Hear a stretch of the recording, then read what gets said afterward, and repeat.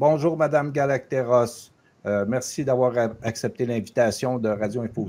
Notre approche à nous, c'est essayer de tasser la propagande, faire apparaître la réalité de la situation, parce que pour nous, c'est la voie de passage qui mène possiblement à la fin de cette tragédie-là.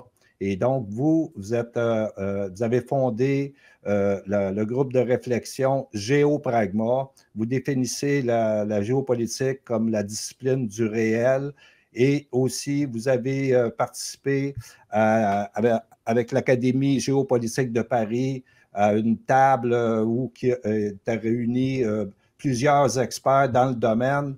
Et puis peut-être la meilleure table qu'on a pu voir sur la situation en Ukraine concernant la réalité de cette situation-là. Et donc, on aimerait avoir un peu vos lumières, savoir comment ce conflit-là a évolué, parce que ça ne s'en va pas dans la bonne direction. Et quand vous étiez à la table à l'Académie géopolitique de Paris, vous avez parlé de la bascule du monde. Donc, ça s'oriente dans cette direction-là, les rapports de force en présence. Et il y a aussi, on aimerait avoir votre opinion sur l'arrivée de la Chine dans ce cadre géopolitique-là qui vient peser de tout son poids sur justement la bascule du monde. C'est votre thème. Alors, pouvez-vous nous dire comment ça a évolué? Au départ, les atlantistes pensaient être dans une position de force. Finalement, ça a évolué, et puis ça n'a pas évolué dans la bonne direction. Et puis, il y a des étapes importantes là-dedans. Et puis après ça, on pourrait parler de l'arrivée de la Chine dans le décor, là. Bon, alors, on ne peut pas revenir au calendrier grec de ce conflit. Donc, je vais repartir sur la révolution de Maïdan, qui n'était pas une révolution, qui était un véritable coup d'État. Et à partir de ce moment-là, la préparation par les États-Unis et l'OTAN de l'Ukraine dans la perspective d'un conflit ouvert avec la Russie. Nous y sommes. Donc, il y a eu tout un enchaînement de décisions des uns et des autres, de réactions, de préparation, de préparatifs, d'entraînement des forces ukrainiennes, d'inquiétude des forces russes, voilà. Et puis tout cela a commencé officiellement le 24 février dernier, enfin pas dernier, 2022. Et en fait, l'erreur occidentale, alors l'erreur bien sûr c'était de provoquer la Russie, mais l'erreur occidentale à partir du moment où cela a officiellement commencé, ça a été de considérer que les premières semaines de l'intervention militaire spéciale démontrait une faiblesse, une impréparation, un sous-dimensionnement de l'opération militaire spéciale, et qu'en fait, il suffisait de passer à une phase de sanctions massives pour espérer rapidement faire tomber non seulement l'économie russe, mais aussi le pouvoir russe, parce que toute l'idée derrière cela, c'est d'en finir enfin avec ce pouvoir russe, qui est un pouvoir résistant finalement depuis 20 ans, après une décennie des années 90 de Boris Yeltsin, qui était beaucoup plus conciliant et complaisant avec l'Occident,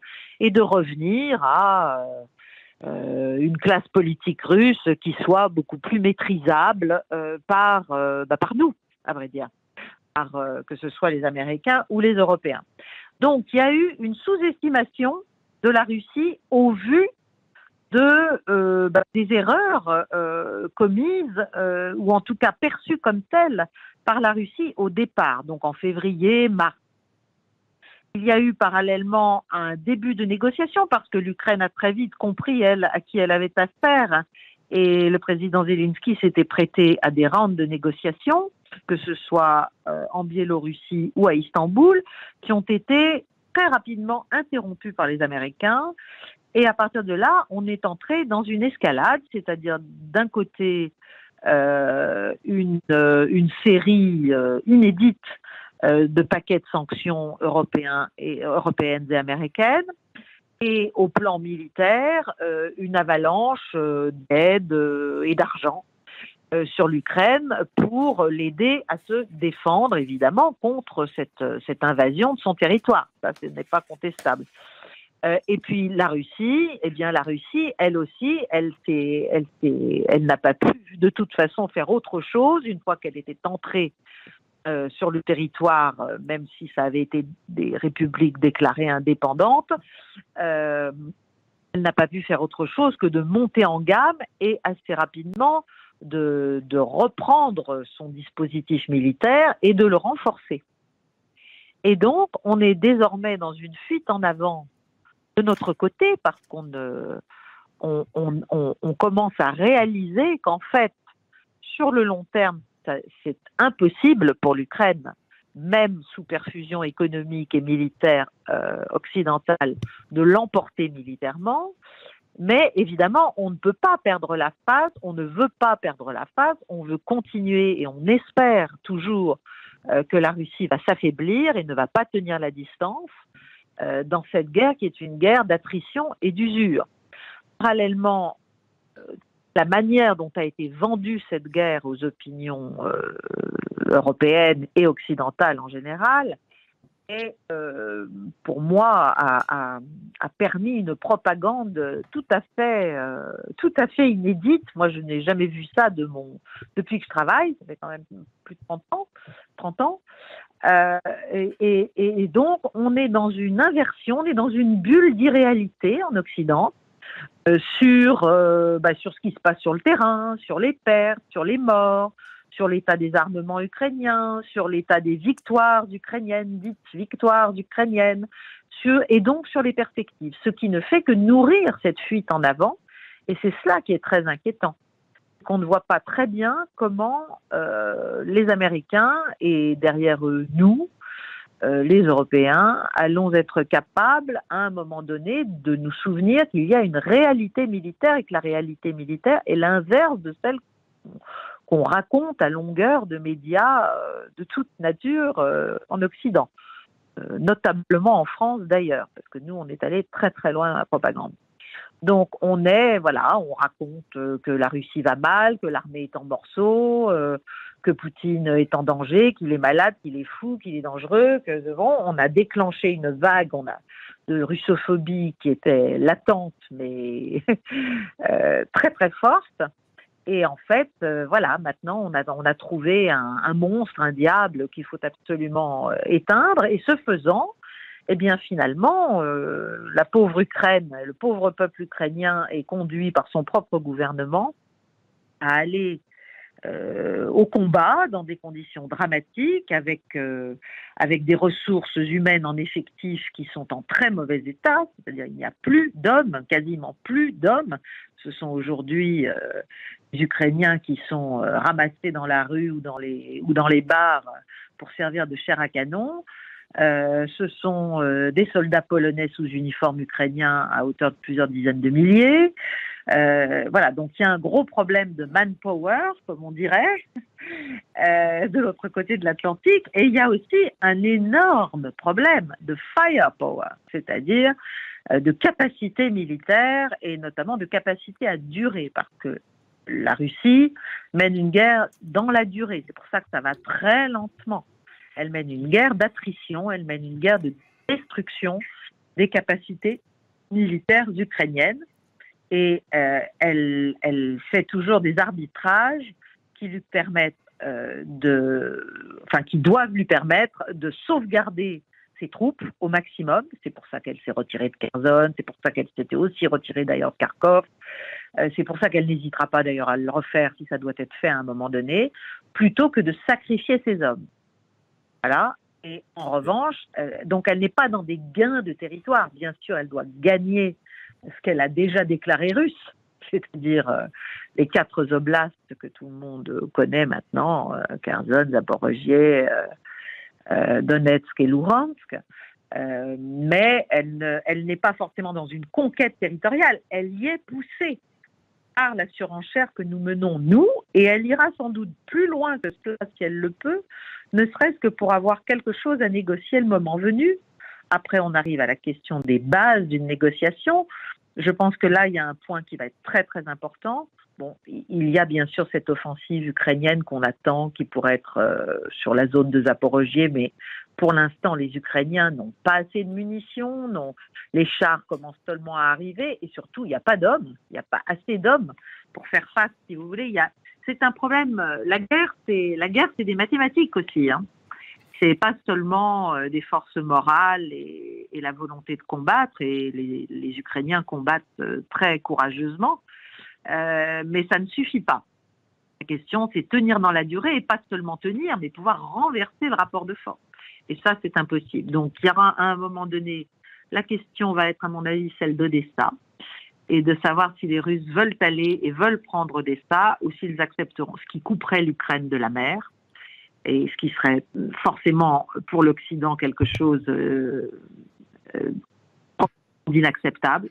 Donc voilà, on n'en est pas encore à la paix, mais le jour où on va la faire, Odessa va être un point, à mon avis, très important. Il faudra un statut de neutralité, il faudra que les Russes l'acceptent et que les Américains s'en satisfassent. Mais de toute façon, malheureusement, nous traitons ce sujet, nous ne le traitons pas précisément dans le réel. On ne veut pas voir la réalité. C'est-à-dire, on continue à dire qu'on négociera le jour où les forces russes se seront retirées sur les frontières de l'avant 24 février 22. Et il est bien évident que ça n'arrivera pas. Ça, on ne négocie pas la guerre comme ça. C'est pas. Madame Galacteros, on la négocie sur la base des faits. Oui, parlons-en de nos dirigeants qui sont loin de la réalité. Ici au Canada, on a deux femmes là qui dirigent toute la diplomatie canadienne là-bas en Ukraine. On a Madame Chrystia Freeland qui à Davos a affirmé grosso modo que si on continuait à armer l'Ukraine, si on continuait à financer, que ça allait être la solution pour régler ce combat-là, pour faire perdre une fois pour toutes les Russes. Madame Freeland, qui a des origines ukrainiennes, est complètement dans l'idéologie. Our people, I think, which is so often the case in democracy, people are smarter than their leaders. Certainly speaking for Canada, Canadians got this on day one. They understand that we need to stand up for democracy and democratic values, but they also understand our economies, our security, the fact that nuclear deterrence actually works. All of these critical things are really being decided on the battlefields of Ukraine right now. It's not about doing Ukraine favors that we're talking about. Supplying Ukraine with weapons, and as President Zelensky very crucially pointed out, supplying Ukraine with the money it needs to win the war is ultimately in our own self-interest. So I'm a finance minister, and if you were to say to me, what is the one thing that G7 finance ministers, G7 governments this year could do that's actually in our power, right? We don't control COVID. We don't control global supply chains. We don't control whether there will be immaculate disinflation or not. One thing where we have some real practical levers is we can help Ukraine win clearly, definitively. And if we do that, if that happens this year, you know it as well as I do, Fareed, that would be a huge boost to the global economy. So I do think Ukraine is going to win. Et on aimerait avoir votre réaction là-dessus par rapport à cette question suivante. Dans quelle mesure la faiblesse de nos dirigeants et diplomates occidentaux, plongés dans l'idéologie et incapables de concevoir la réalité du terrain en Ukraine, accélère le basculement du monde? Est-il possible de concevoir des solutions avec ceux qui nous gouvernent, qui gouvernent l'Europe actuellement? C'est une excellente question. Effectivement, nous sommes... déjà, nous avons des classes politiques européennes et occidentales qui sont de plus en plus incompétentes globalement et des diplomaties qui, effectivement, du fait de l'idéologie, c'est-à-dire qu'elles ne raisonnent, elles ne décident, elles ne comprennent et donc elles n'analysent a priori ou elles font semblant d'analyser qu'en vertu de leur idéologie. Donc nous sommes en train de payer en Occident, avec la bascule du monde dont on va parler, le prix de notre arrogance, le prix de notre fatuité, le prix de notre... on est d'une extraordinaire arrogance, non seulement vis-à-vis de la Russie, de la Chine, de l'Inde et des autres, mais vis-à-vis, je dirais, du monde tel qu'il est. C'est-à-dire, on ne le supporte pas et on veut le faire obéir à tout prix. Et en Occident et en Europe, évidemment, la Russie est vue depuis très longtemps comme une puissance eurasiatique qu'il faut absolument mettre à terre. Donc, on est dans l'idéologie et effectivement, ça a donné la manière dont on se comporte dans ce conflit.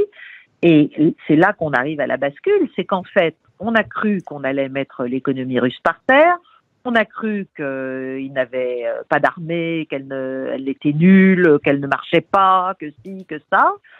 On l'a tellement expliqué et seriné que les opinions publiques le croient, globalement, le croient. C'est-à-dire elles subissent la propagande qui est très très forte.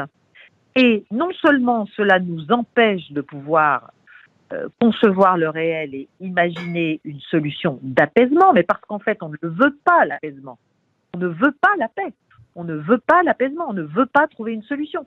Parce que ce qu'il faut trouver, évidemment, c'est pas Madame Freeland, ni d'ailleurs Madame Nuland aux États-Unis qui veulent cela. Il faut refonder la sécurité européenne. Il faut absolument que l'Ukraine, dans ce cadre-là, soit neutre. Donc, ça a accéléré. On a un effet boomerang, si vous voulez.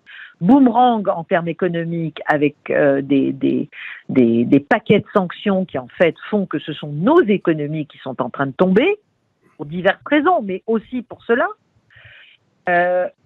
Militairement, on est en train on est obligé de montrer à quel niveau véritables sont nos prétendus arsenaux invincibles.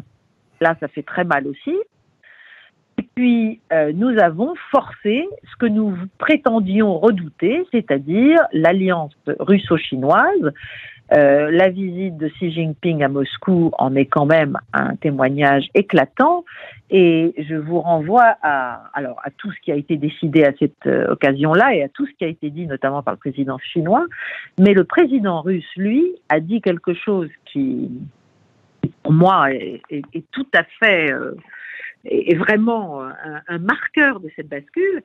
Il a dit qu'il était favorable, il a fait une annonce, il a dit qu'il était favorable au financement, enfin au paiement des échanges entre la Russie, l'Afrique, l'Asie, l'Amérique latine en yuan.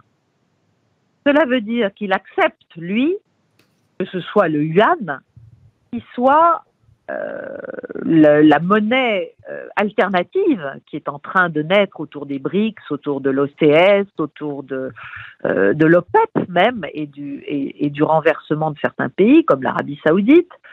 Il accepte cela, donc il accepte d'une certaine façon ce mariage de raison qui ne lui est pas forcément très favorable, mais il n'a plus le choix. La Russie n'a de toute façon plus le choix et c'est de notre faute si elle n'a plus le choix. Nous avons tout fait pour qu'elle n'ait plus le choix. Donc maintenant, elle en tire les conclusions.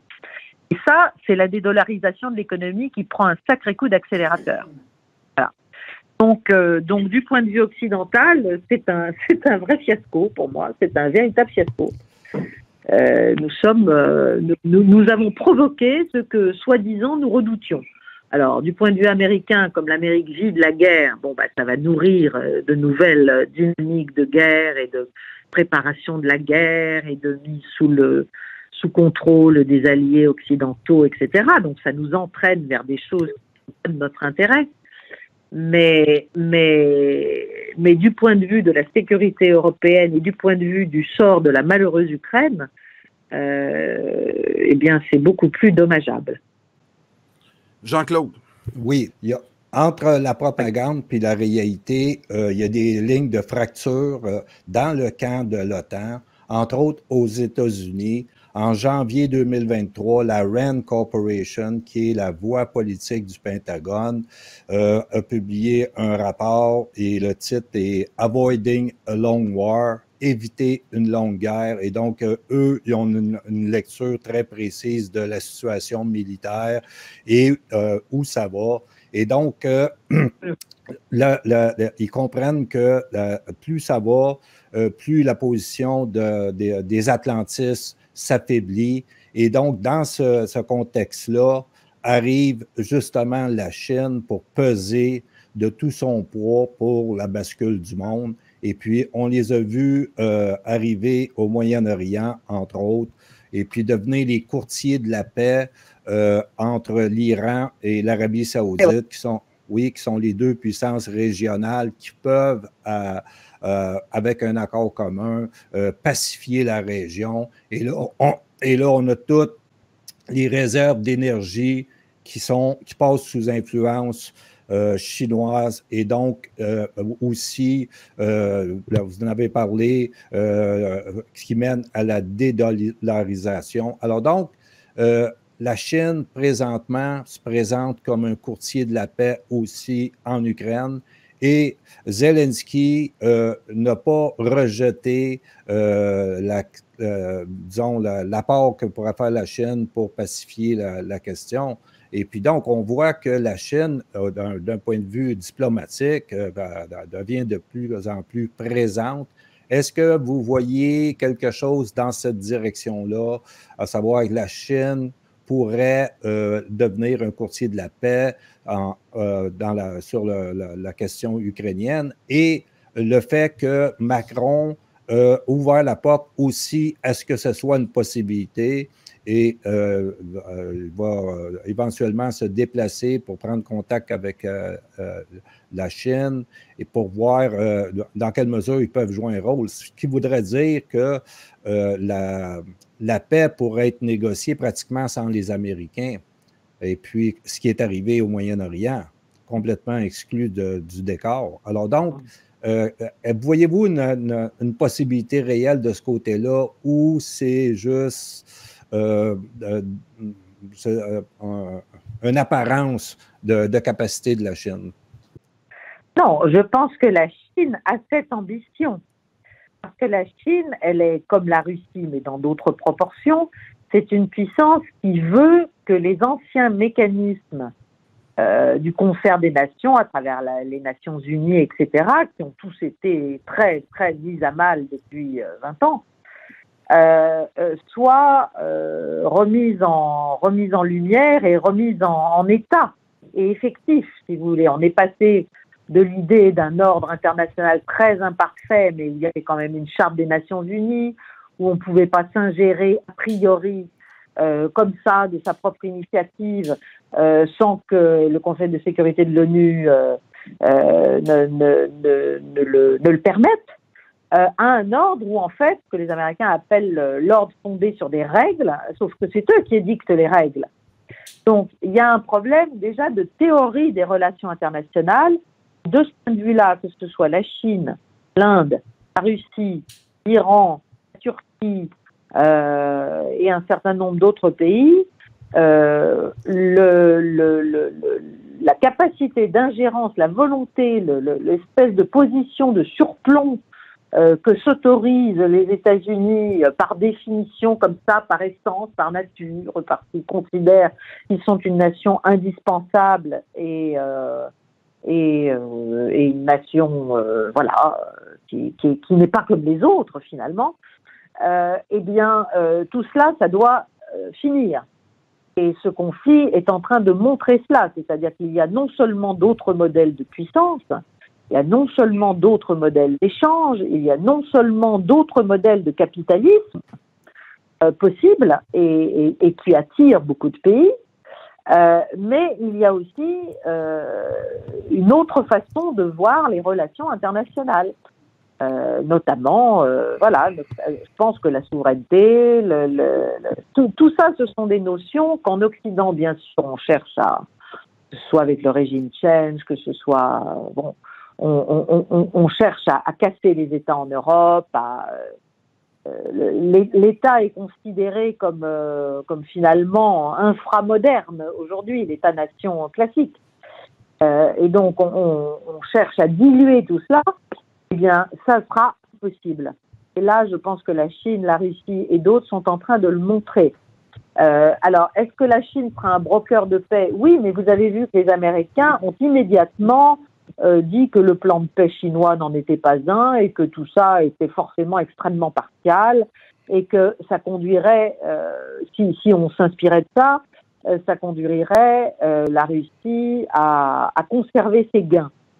Ils ne veulent pas admettre et dire, c'est qu'elle va conserver ses gains. Là, c'est là qu'on retourne dans l'idéologie. C'est-à-dire, nous sommes dans la pensée magique. Nous nous imaginons que Moscou va renoncer au Donbass, que Moscou va renoncer à la Crimée. Donc, et pourtant, on ne veut pas faire une guerre totale et certainement pas une guerre avec des Américains au sol de manière massive, voilà, contre la Russie. Donc, c'est juste impossible. Nous sommes dans une aporie géopolitique. Donc, je ne pense pas, ceci dit, qu'un accord sur l'Ukraine se fera autrement. Alors, peut-être que la Chine sera un médiateur, fera passer des idées, donnera des incentives aux uns et aux autres. Mais je ne vois pas autre chose qu'à la fin des pourparlers entre Washington et Moscou. Parce que la question, c'est l'Europe. La question, c'est la sécurité européenne et la sécurité de la Russie. Et, enfin, de mon point de vue, l'Ukraine ne peut pas être plus en sécurité qu'en étant neutre. Elle a renoncé d'elle-même à cette sécurité, et d'ailleurs, le conseiller de Zelensky, comment s'appelait-il, Arestovitch, l'avait très bien expliqué. Si nous voulons entrer dans l'OTAN, nous sommes obligés de faire la guerre que nous demandent de faire les Américains à la Russie. Bon, ils ont donc fait un choix qui est en train de provoquer la ruine du pays, son démantèlement, son démembrement, parce que d'autres ont aussi quelques ambitions territoriales sur cette Ukraine. Donc, il faut arriver à garantir la sécurité européenne et, à mon avis, l'Ukraine est naturellement un pays tampon, doit être un pays tampon. Elle ne peut pas appartenir à l'OTAN et il faudra y arriver d'une manière ou d'une autre. Peut-être qu'elle rentrera dans l'Union européenne et il est même certain que c'est nous qui allons encore financer cette reconstruction. En grande partie, mais elle ne peut pas. Enfin, je pense que le rêve de l'Ukraine dans l'OTAN, là, c'est la guerre mondiale. Là. Oui, puis et pourtant, madame, oui, puis pourtant, Madame Galacteros, ici, de ce côté-ci de l'Atlantique, on a encore un gouvernement au Canada, là, et par l'intermédiaire de notre ministre des Affaires étrangères, Madame Mélanie Joly, qui, il y a quelques jours, a affirmé « Il y a un profond sens du devoir, dit-elle, comme constat de son 3e séjour en sol ukrainien depuis le début de cette guerre, ce qui fait en sorte que la détermination des Ukrainiens ne vient pas du fait qu'il est dans leur caractère d'être déterminés, c'est plutôt qu'au final, ils savent qu'ils sont dans une bataille entre le bien et le mal. » Madame Galacteros, plus que le conflit s'éternise, plus que Poutine résiste à l'OTAN, on le voit, la réaction en Afrique et dans d'autres pays, ce combat-là là, des valeurs du bien et du mal semble avoir du plomb dans l'aile actuellement. Vous avez parlé souvent des journalistes autistes et diplomates autistes qu'on a repris ici à Radio Infocité. Alors, comment ils vont pouvoir arriver au réel, là, ces gens-là? Le problème, c'est qu'il y a une inversion des valeurs. Nous prétendons, alors déjà, si vous voulez, pour moi, la morale en relations internationales, une très très longue conférence, moi je crois à l'éthique, mais il n'y a pas de morale, parce que la morale en relations internationales est contingente. Les relations internationales, c'est un jeu, un champ de force, voilà. Donc, tout le discours occidental sur le terme « on apporte le bien, la démocratie, le juste, le bon, le vrai, le blanc », tout ça est totalement, j'allais dire, enfantin.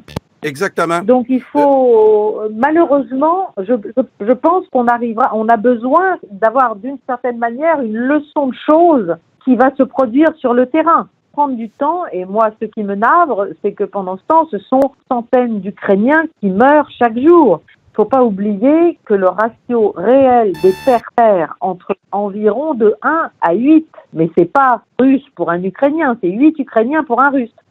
Et ça, personne n'ose le dire, évidemment, personne n'ose le dire, parce que ce serait une situation trop forte. Mais pas le reconnaître est, à mon avis, le début d'une forme de sagesse et de possibilité d'apaisement et de négociation. Sinon, ça veut juste dire qu'on va continuer à envoyer au casse-pipe, comme on dit, de malheureux jeunes gens qui sont d'ailleurs très peu formés. Pourquoi ? Pour passer sous le feu de l'artillerie russe. Enfin, voilà, nous sommes pour moi dans quelque chose de dramatique, de tragique humainement. Et au lieu de parler du bien et du mal, on ferait mieux de le pratiquer un peu. Effectivement, Madame Galacteros, et comme dernière question qu'on a posée à l'émission à Monsieur Monod la semaine dernière, pouvez-vous identifier des leaders européens ou français qui vous inspirent actuellement sur de véritables solutions face à l'ampleur de la crise annoncée? Moi, j'aime les gens qui ne se payent pas de mots, quoi, et qui travaillent à partir de l'existence, c'est-à-dire dans le cas d'une guerre, à partir du rapport de force tel qu'il est, à partir des nécessités humaines, à partir d'une préoccupation pour les populations, à partir... Voilà. Donc, en France, qui avons-nous ? Nous avons, enfin, il est toujours là, mais il n'est plus évidemment aux affaires, un ministre qui, quand même, est pour moi la voix du réalisme, Pedrine. Après un certain nombre de gens qui ont fini par un certain nombre de choses, je pense à Henri Guénaud, je pense à... Alors, tous ces gens-là n'ont pas fait que des choses positives lorsqu'ils étaient aux affaires, évidemment, ils se sont aussi laissés embarquer dans l'atlantisme un peu béat, et bon. Mais, voilà, qu'est-ce que nous avons d'autre ? Nous n'avons pas grand monde, et de toute façon, les voix sont très peu audibles. C'est-à-dire qu'on ne leur permet pas de s'exprimer et d'expliquer. Dites diaboliser, c'est mon cas bien sûr, mais pas seulement. Le cas aussi de tout de même d'une personne qui n'est pas n'importe qui, d'Hélène Carrère d'Ancos. Voilà, tout le monde en prend pour son grade dès qu'on commence à expliquer les choses, l'analyse, l'origine. Voilà, la balance, les équilibres, les nécessités, l'histoire, tout ça n'est plus de saison. Le bien et le mal, le blanc et le noir, c'est beaucoup plus simple pour embarquer les populations. Voilà. Et puis, à l'échelle européenne, ce sont des pays qui, pour des raisons politiques ou économiques, sont parfois un peu plus modérés que d'autres. Mais en Europe, alors je vais prononcer le prix. Évidemment, la Hongrie est vouée aux gémonies par l'ensemble des autres pays européens, mais je pense que Viktor Orban, qui n'est pas si loin de la Russie et pas si loin de l'Ukraine non plus, a une vision assez... certains aussi en Tchéquie, enfin, il y a des personnalités, il y a des gens, il y a même de grands diplomates. Certainement très utile en Autriche ou ailleurs pour essayer de trouver, de dessiner les contours de quelque chose d'acceptable. Mais de toute façon, on va partir du point militaire. Il n'y a pas de paix, il n'y a pas de cessez-le-feu finalement, tant que chacune des parties n'est pas arrivée au point où elle se dit pas aller vraiment plus loin, où ça va me coûter trop cher. Il faut donc trouver un compromis. Ce ne sera probablement pas avec le président Zelensky. Parfois se rend compte qu'il devrait faire la paix, mais il est aussi dominé et contrôlé non seulement par Washington, mais aussi par des ultras autour de lui en Ukraine. Donc il est dans une position extrêmement compliquée. Merci, Madame Galacteros. Merci pour cette rencontre unique au Québec, votre première venue ici au Québec. Merci de votre générosité. Puis, on vous suit encore régulièrement dans les prochaines semaines, prochains mois. Vous êtes pour nous vraiment, vous représentez la géopolitique française qui donne un regard différent sur ce conflit-là grâce à notre culture commune. Ben, nous, au Québec, on est capable de savourer vos analyses et on vous en est très reconnaissant. Merci beaucoup encore. Merci, c'est très gentil de votre part. J'ai été heureuse de vous parler. Je ne connais pas bien les questions québécoises, donc je n'ose pas trop me hasarder. Mais je suis heureuse d'avoir pu parler à vos auditeurs, en tout cas. Merci beaucoup et à la prochaine. Bye-bye.